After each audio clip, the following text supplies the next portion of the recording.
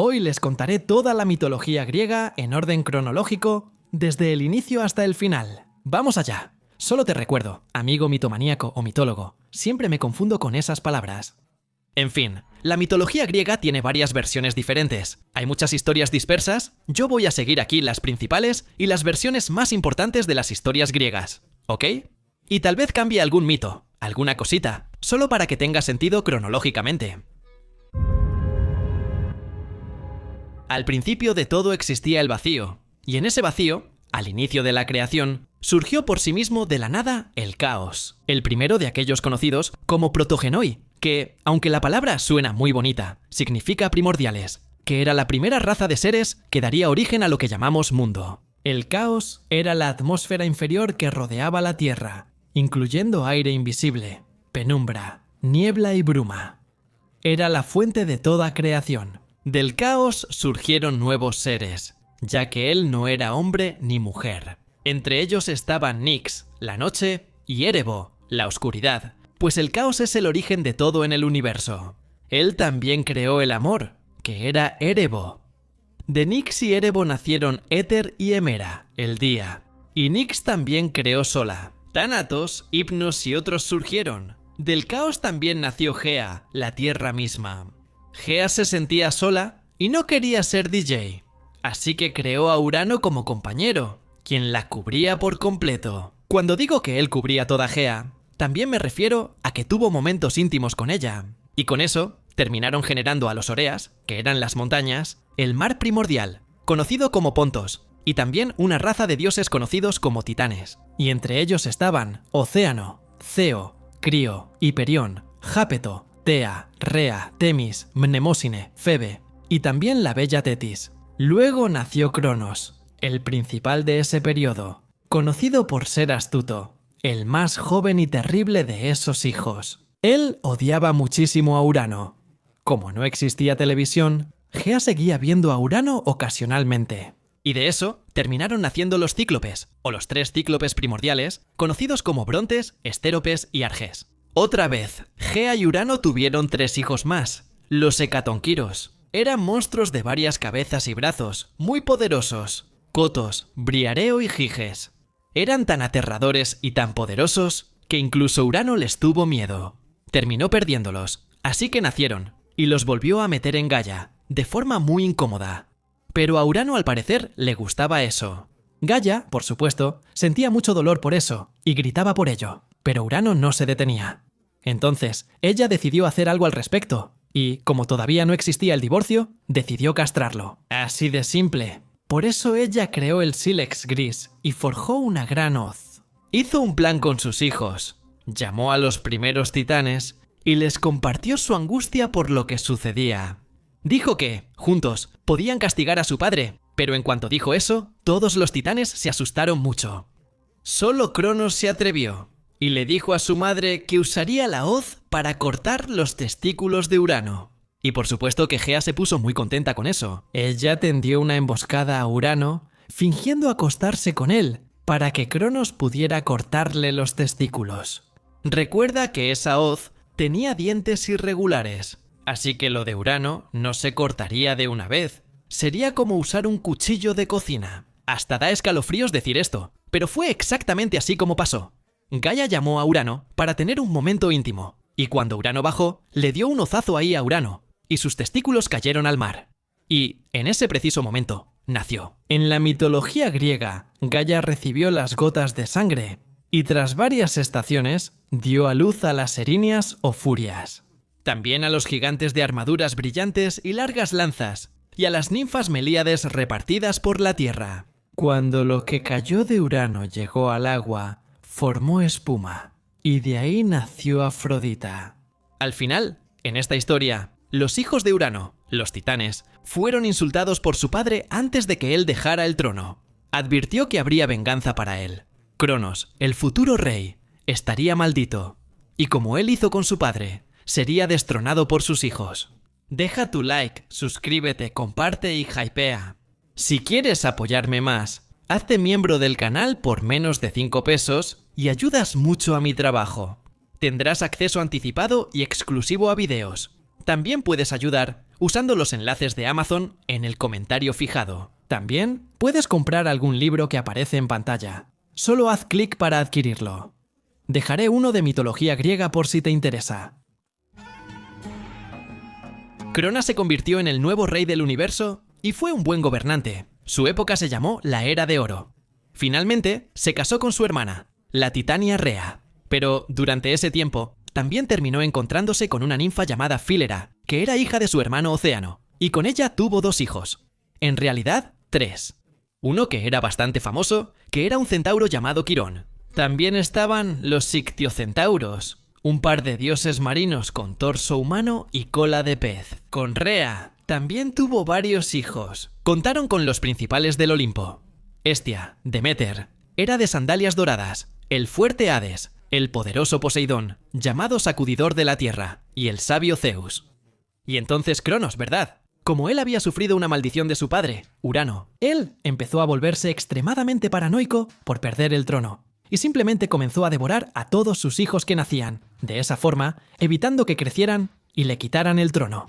Pero, loco, él no sabía lo que estaba haciendo. Eso provocó la enorme rabia de sus hijos, y que cumplieran la profecía de Urano. Antes, Gaia sintió mucha rabia por Urano.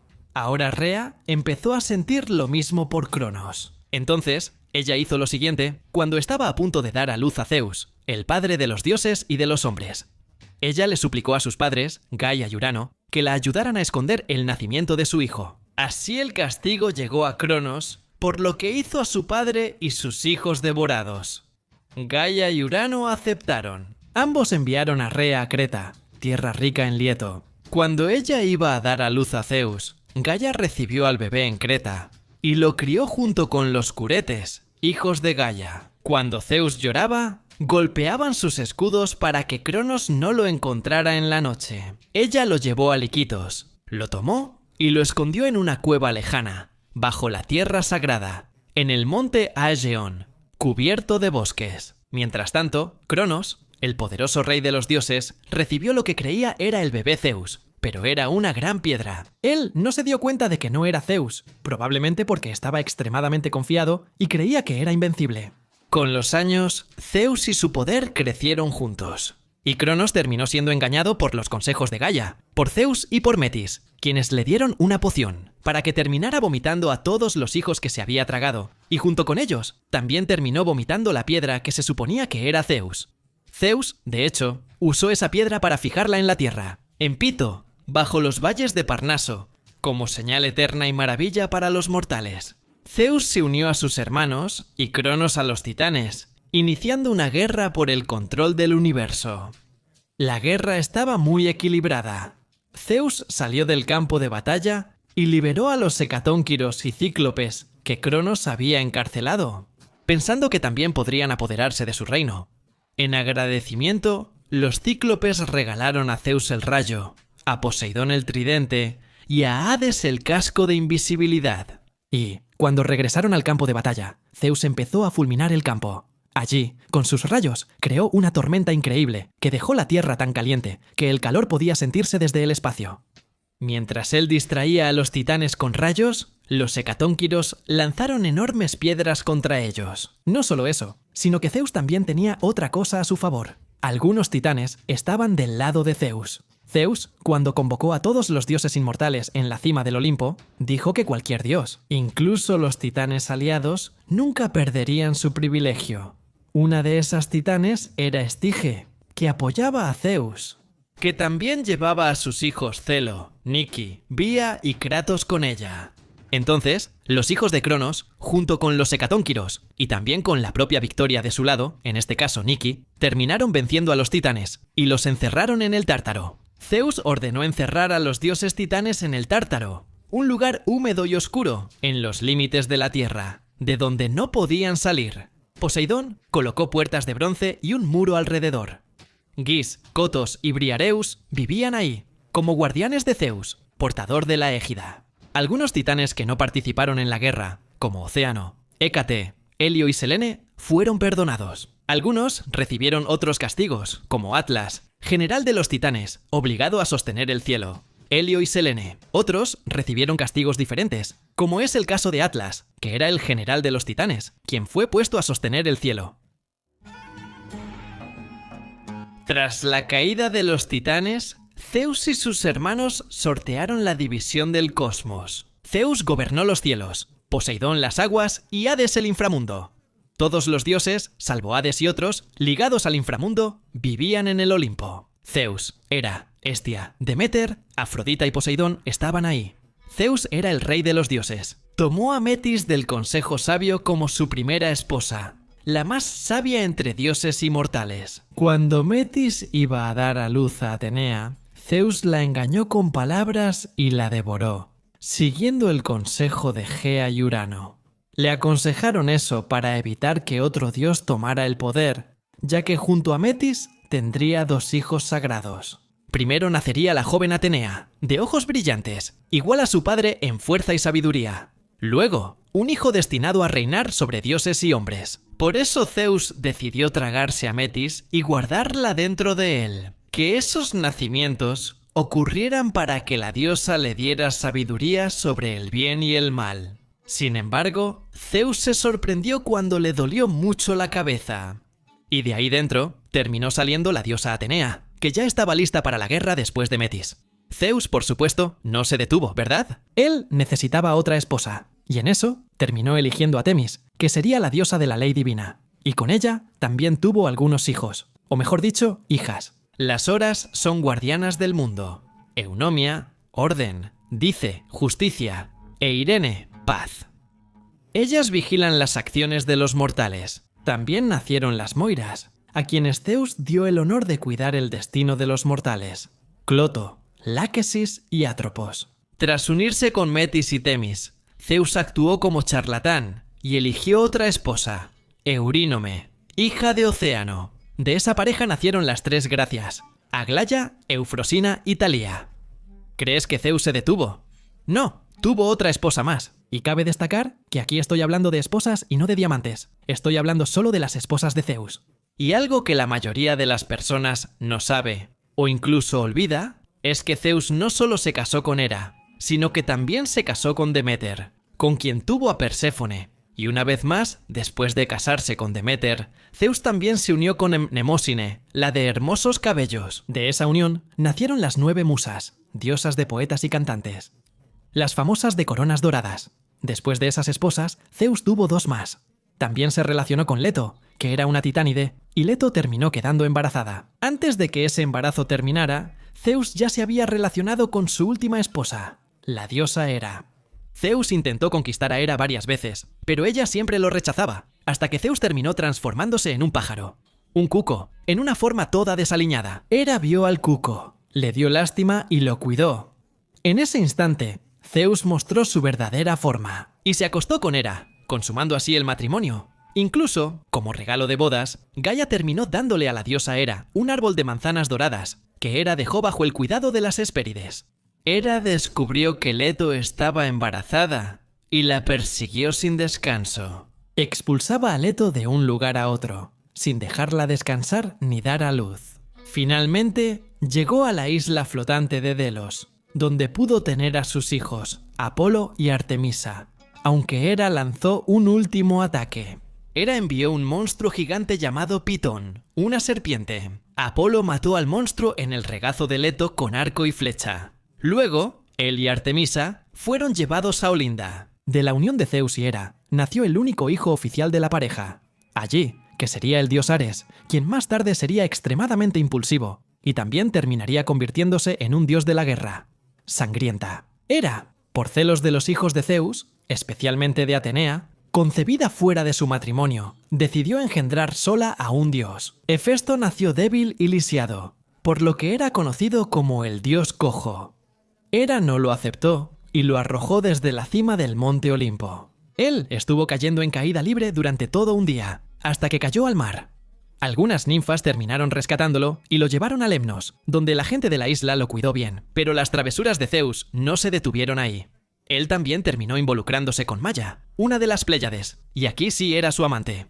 Ella era una de las hijas de Atlas. Ella se escondió en el monte Silene, donde tuvo a Hermes, un niño muy inteligente y travieso.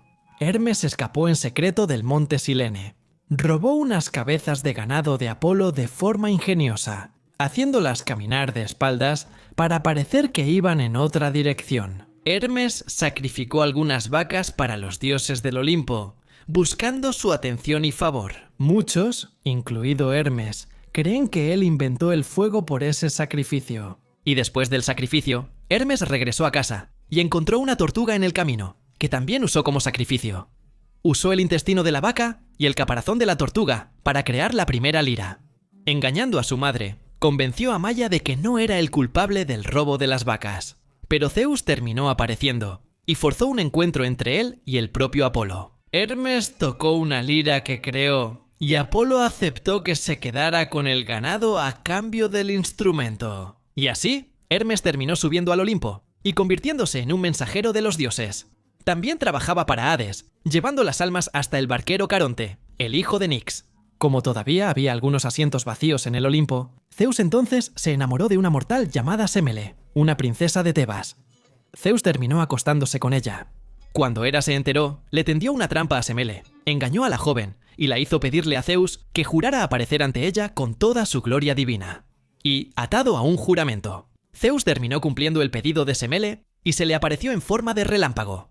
Y en eso, Semele fue simplemente consumida por el fuego del relámpago. Y Semele estaba embarazada. Zeus salvó al niño y lo puso en su muslo para que siguiera creciendo. Y de eso nació Dionisio, quien pasó toda su infancia fuera del Olimpo, porque al nacer, para huir de la implacable Hera, fue llevado por Hermes para ser criado. Por Ino, Hera, enfurecida por ese gesto, castigó a la pareja, volviendo locos tanto a Ino como a su esposo, Atamas. Zeus, temiendo a Hera, llevó a Dionisio a Nisa para que ninfas y sátiros lo criaran. En ese tiempo, Dionisio descubrió cómo hacer vino y sus efectos en la gente y los mortales.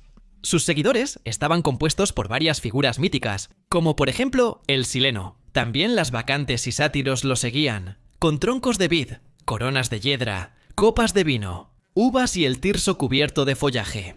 Las bacantes y las ménades eran las jóvenes que eran poseídas por la locura mística y parecían estar siempre poseídas por el dios. El Sileno era sabio, vidente y vivía ebrio. Los sátiros representaban la fuerza salvaje de la naturaleza vegetal y animal. Dionisio recorrió el mundo y solo se acercó a los dioses cuando Zeus reunió a varios allí. Hefesto, tras aprender metalurgia, buscó vengarse de su madre para resolver un problema con ella. Hera creó un trono dorado, se lo envió y cuando se sentó quedó atrapada. Zeus entonces decidió ofrecer a Afrodita como regalo, o mejor dicho, como premio, para quien lograra derrotar a Hefesto y salvar a Hera. Ares lo intentó, pero entró en la forja de Hefesto, recibió chispas en la cara y huyó. Dionisio se acercó a Hefesto, le dio una bebida y Hefesto se emborrachó un poco. Dionisio le prometió a Hefesto que si liberaba a Hera, obtendría a Afrodita como recompensa. Hefesto aceptó, se casó con Afrodita y subió al Olimpo con Dionisio.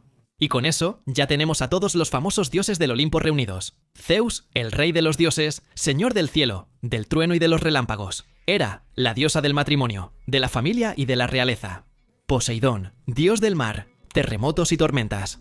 Deméter, diosa de la agricultura y fertilidad. Atenea, diosa de la sabiduría y guerra justa. Apolo, dios de la luz, profecía, música, medicina, artes y el sol. Artemisa, diosa de la caza, naturaleza y luna. Ares, dios de la guerra y el caos. Afrodita, diosa del amor, belleza y deseo. Hefesto, dios del fuego, de la forja y de la metalurgia. Hermes, el mensajero de los dioses, dios de la comunicación, de los viajes y de la astucia. Hestia, diosa del hogar y fuego. Dionisio, dios del vino, éxtasis y teatro. Durante el reinado de Zeus, Epimeteo y Prometeo recibieron la tarea de dar vida a la tierra. Epimeteo hizo a los animales y Prometeo a los hombres. Aunque Prometeo era titán, se llevaba bien con los dioses olímpicos, hasta que algo cambió. Durante el reinado de Zeus, cuando dioses y hombres competían en Menoque, Prometeo intentó engañarlo y rivalizar con él. Con cuidado partió un buey en dos. Cubrió las mejores partes y vísceras con piel, y encima puso el estómago, una de las peores partes. El segundo montón solo tenía huesos cubiertos de grasa. Le pidió a Zeus elegir entre esas partes, y al darse cuenta de lo prometido, Zeus se enojó mucho.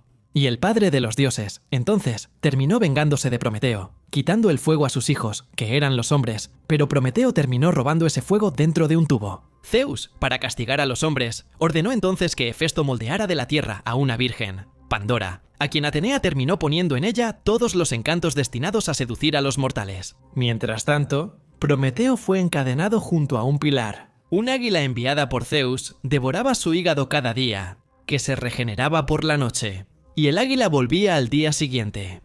Heracles mató al águila y liberó al sufridor con el permiso de Zeus, quien lo permitió para que Heracles pudiera subir al Olimpo como inmortal. Regresando a Pandora, la enviaron a Epimeteo, quien, aunque su hermano le advirtió, prometió no aceptar regalos de Zeus. Ignoró el consejo y aceptó a Pandora, enviada por Zeus a través de Ernesto. Y Pandora llevaba consigo un jarro, y tan pronto como estuvo en la tierra, junto con Epimeteo, abrió la tapa del jarro, y de él salieron todos los males a la tierra. Ahora, volviendo un poco a la vida, allá en el monte Olimpo, teníamos el matrimonio de Hefesto y Afrodita, que ni siquiera llegó a empezar a ser feliz. Eso porque, en realidad, ya había un interés muy antiguo entre Afrodita y Ares. Ambos comenzaron a verse en secreto en la casa de Hefesto, esposo de Afrodita. Ares ya había dado varios regalos a la diosa coronada de flores, deshonrando así el lecho de Hefesto. Pero Helio, el dios del sol, vio a la pareja junta y corrió a contarlo todo. Para Hefesto, la noticia fue, por supuesto, impactante para él. Hefesto ya planeaba su venganza. Colocó un yunque en casa y forjó cadenas irrompibles para atrapar amantes. Ideó un plan y puso cadenas tan ligeras e invisibles en la cama y techo que ni los dioses las notaban. Terminando, fingió ir a Lemnos, que le gustaba. Ares notó que Hefesto saldría y ya tenía una erección en el cielo. Hefesto se fue, y el dios de la guerra corrió a la casa, dominado por el deseo. Afrodita acababa de regresar. Ares llegó, tomó su mano y le dijo que Hefesto estaba en Lemnos. A Afrodita le gustó la idea, y ambos se fueron a la cama. Al acostarse, las cadenas invisibles los inmovilizaron, y pronto notaron que estaban atrapados. En ese mismo momento, Hefesto regresó antes de llegar a Lemnos, porque Helio le había contado todo, que ellos habían quedado atrapados. Furioso, entró a la casa gritando y llamó a Zeus y a los dioses del monte Olimpo, diciendo que Afrodita lo traicionó por ser cojo, prefiriendo a Ares por su belleza y agilidad. Mostró a los amantes atrapados y dijo que solo los soltaría si Zeus devolvía los regalos de boda de Hefesto. Los dioses se reunieron en la entrada. Poseidón, Hermes y Apolo llegaron rápido, mientras las diosas se ocultaron por vergüenza. Al ver la escena, los dioses no pudieron contener la risa, comentando que la astucia del lento Hefesto había vencido la velocidad y agilidad de Ares. Poseidón no se rió, pidió a Hefesto liberar a Ares y prometió pagar la deuda. Hefesto al principio se negó por desconfianza, pero Poseidón le prometió pagar si era necesario. Así, Hefesto accedió y liberó las cadenas. Tan pronto como fueron liberados, los amantes huyeron de inmediato. Ares se fue a Tracia. Afrodita regresó a Pafos, en Chipre, la ciudad que le era muy querida. Ares y Afrodita tuvieron a Armonía, Fobos y Deimos. Perséfone, por su parte, estaba lejos de su madre. Deméter, señora de la espada dorada y los frutos abundantes, jugaba en un prado con las hijas de Océano, recogiendo flores como rosas, azafranes, violetas, lirios, jacintos y el narciso, una flor que la tierra hizo brotar por voluntad de Zeus para agradar al señor de muchos. Brotaban 100 flores, con un perfume tan dulce, que cielo, tierra y mar sonreían. Encantada, la joven extendió la mano para tomar una flor. En ese momento, la tierra se abrió en el campo de Nisa, y apareció Hades, hijo de Cronos. Guiando sus caballos inmortales, la llevó en su carro dorado contra su voluntad, mientras ella lloraba y gritaba pidiendo ayuda a Zeus. Pero nadie escuchó su grito, ni dioses, ni mortales, ni siquiera los olivos cargados de frutos. Solo Hécate, que con corazón compasivo, la escuchó desde su cueva.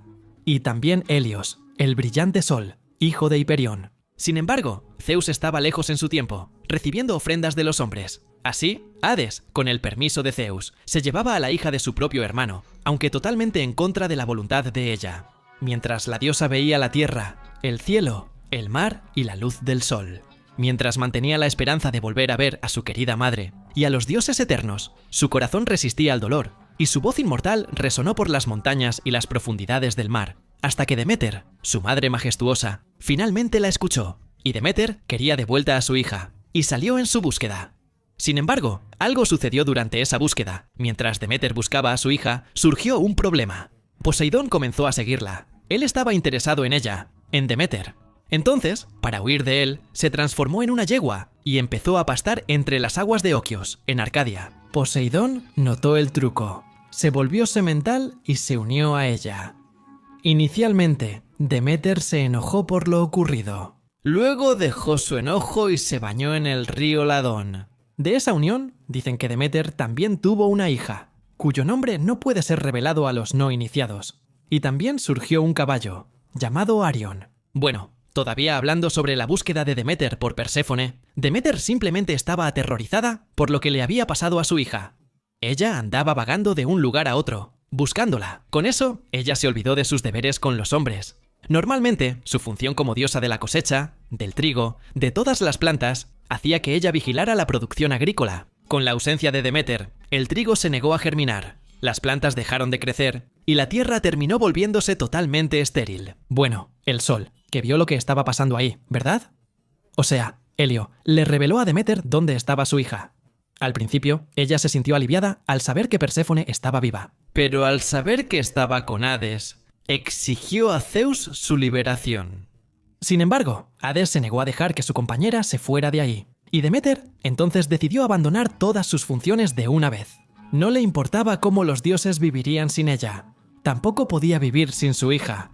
Se fue como anciana y se exilió en la tierra, iniciando una época cruel para los hombres. De nuevo, la tierra se secó y el hambre amenazó a la especie humana. Los dioses se reunieron para convencer a Hades de regresar a Perséfone, pero hallaron otro problema. Perséfone había probado semillas de granada allá en el inframundo, o sea, no podía quedarse fuera del inframundo, al menos no todo el tiempo. Pero entonces hicieron otro trato. Perséfone pasa parte del año con Deméter, lo que trae la primavera, y la otra parte con Hades, causando el invierno por la tristeza de Deméter. Regresando a Poseidón, tenemos su amor más famoso, ¿cierto? Medusa, hija de Forces y Keto, ya era un monstruo, y mantuvo un amor con Medusa, una de las 3 górgonas. Ella se acostó con Poseidón en un campo de flores, y tuvieron hijos que nacerían después. Poseidón también terminó entrando en una disputa con la diosa Atenea por la ciudad de Atenas. Quien diera el mejor regalo sería elegido como el dios. En la ciudad, Poseidón creó el caballo, y Atenea un olivo, ganando ella. Poseidón entonces maldijo la ciudad y causó una gran sequía. Ahora, hablando de Hermes, visitó Arcadia, tierra de muchas fuentes y rebaños, donde estaba su lugar sagrado. Allí, siendo dios, cuidaba ovejas de lana rizada para un hombre mortal. Movido por el deseo de casarse con la hija de Idriops, de hermosos cabellos, celebró una alegre boda ahí. En la casa de ella, nació un hijo, querido de Hermes, que desde su nacimiento era maravilloso de ver. Tenía pies de cabra y 2 cuernos. Un niño ruidoso y sonriente. Cuando la niñera vio su extraño rostro con barba espesa, se asustó y huyó, dejándolo solo. Hermes, portador de la buena suerte, tomó al niño felizmente y lo llevó rápido a la morada de los dioses inmortales. Envuelto en pieles de liebre, lo puso junto a Zeus y se lo mostró a los dioses. Todos los dioses inmortales, especialmente Dionisio, se alegraron y nombraron al niño Pan, pues alegró sus corazones. Sin embargo, no alegró tanto. La ninfa Sirinxe, conocida por su belleza y decisión de permanecer pura, era ninfa de las aguas. Muchos sátiros y dioses de los bosques intentaron perseguirla, pero Sirinxe siempre escapaba. Solo veneraba a Artemisa y se vestía como ella. A simple vista, podía parecer la diosa, salvo por no tener el arco de oro sagrado de Artemisa. Un día, Pan volvía del monte Liceo con la cabeza coronada de pinos. Vio a Sirinxe y quedó encantado. Al escuchar sus palabras, Maninfa se asustó y huyó apresurada por el desierto. Sin detenerse, corrió hasta llegar a las tranquilas orillas del río Ladón. Allí, sin tener a dónde escapar, pidió ayuda a sus hermanas de las aguas, suplicando que la transformaran. En el preciso momento en que Pan pensó haberla alcanzado, sus brazos solo tocaron los altos juncos del pantano. Sirinxe había sido transformada cuando el dios suspiró de tristeza. El viento sopló entre los juncos y produjo un sonido fino y triste, como un lamento encantado. Con esa música, Pan dijo que vivirían juntos para siempre. Luego cortó juncos de varios tamaños, los ató con cera y creó una flauta. Ese instrumento siempre pasó a ser llevado junto con él, la llamada flauta de Sirinxe. Sin embargo, la conquista más exitosa de Pan fue la diosa Selene, la diosa de la luna. Según la leyenda, Pan sedujo a Selene al disfrazarse con la piel blanca de un cordero, para no asustarla con su aspecto. Al ver al falso cordero, Selene se sintió atraída por la belleza de su piel, y bajó de los cielos para montarlo, y así pasear por los montes. A cambio del paseo, el falso cordero pidió a Selene cumplir un deseo. Selene aceptó el trato, y estaba dispuesta a hacer lo que él pidiera. Probablemente ya lo sospechaba. Tras el paseo, Pan y Selene disfrutaron juntos. Luego, Pan le dio un rebaño de bueyes blancos que ella usaba para su carro nocturno. Tiempo después, tras una paz en el Olimpo, Zeus, hijo de Cronos, casi perdió el control del Olimpo. Hera, Poseidón y Atenea conspiraron para quitarlo del trono y encadenarlo. El plan se ejecutó, y Zeus fue encadenado por los dioses olímpicos. En ese peligro, Tetis, la Nereida, notó lo que ocurría, y ella fue la única entre los inmortales que acudió en ayuda del rey de los dioses. Ella fue y simplemente llamó a uno de los hecatónquiros para liberar a Zeus. Briareo, conocido por los dioses por ese nombre, y también por Tetis, ella se dio cuenta de que Briareo se sentó junto a Zeus y mostró su fuerza, lo que asustó a los dioses rebeldes. Así, rompieron las cadenas y liberaron a Zeus. Así, la conspiración terminó sin combate. Hera, Poseidón y Atenea se rindieron, y Zeus mantuvo el trono. Ese episodio se recuerda como una rara ocasión en que el poder supremo fue amenazado, pero salvado por Tetis y la princesa de Briareo. La gigantomaquia inicia con el lamento y la furia de Gea, madre de la tierra, resignada tras la derrota de sus hijos, los titanes, arrojados por Zeus al Tártaro. Como puedes ver, en casi todas las rebeliones, Gea está involucrada y nunca está satisfecha. Al inicio de la historia, mencioné que cuando la bolsa de Urano fue cortada, de su sangre nacieron los gigantes, criaturas colosales de fuerza increíble, con cabellos y barbas densas. Lo más sorprendente eran sus extremidades, ya que muchos tenían colas de serpiente en vez de pies humanos. Entre estos seres extremadamente formidables, se destacaban figuras como el invencible Alcioneo y el furioso Porfirio, que lideraban el ataque.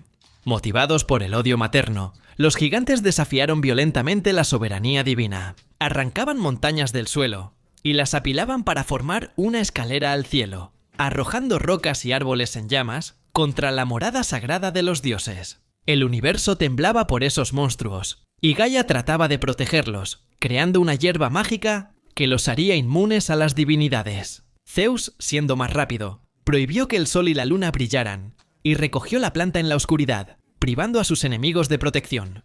Aún así, los dioses tenían un problema, pues la profecía decía que solo un mortal podía ayudarlos a vencer a los gigantes. Fue entonces cuando Heracles, el mayor héroe de Grecia, fue convocado al campo de batalla.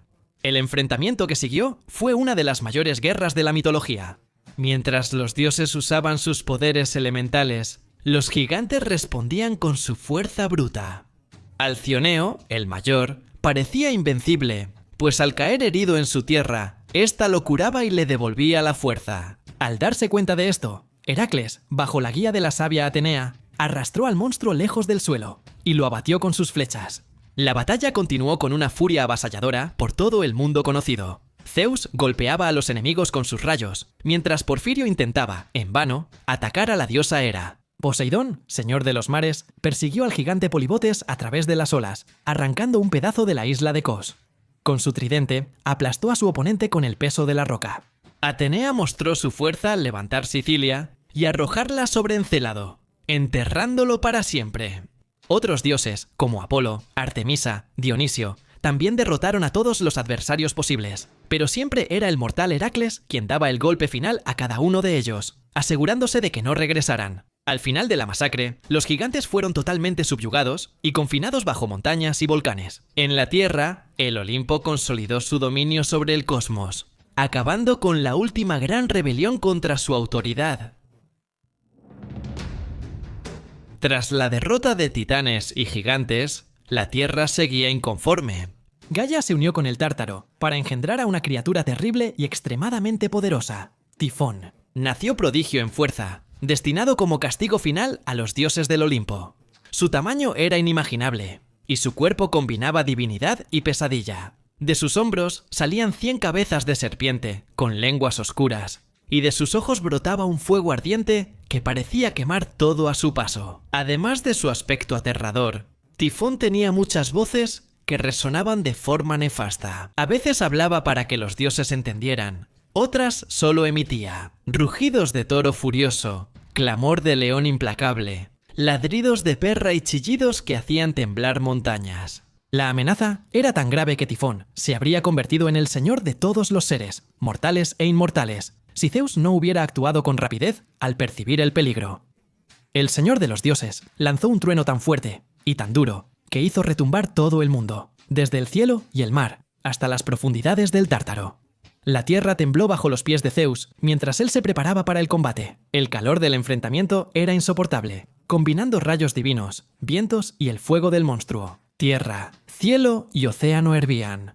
Las olas golpeaban la costa y el temblor hizo temer a Hades por su vida. Los muertos y titanes en el abismo temblaron de miedo ante la batalla.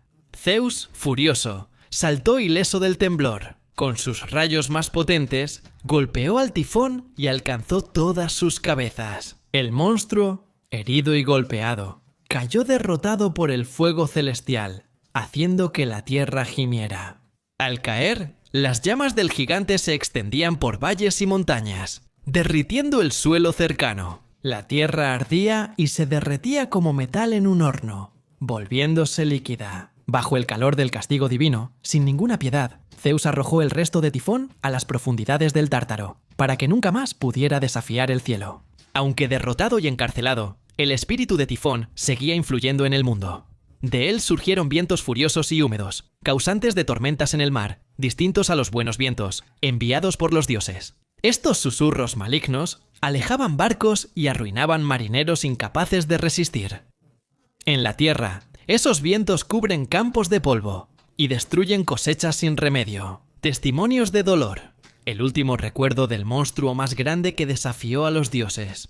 Desde aquí, los dioses del Olimpo consolidaron su poder y comenzaron a actuar. En el mundo de los mortales, surgiendo así héroes como Perseo, Heracles y hasta eventos como Aelida y la Odisea.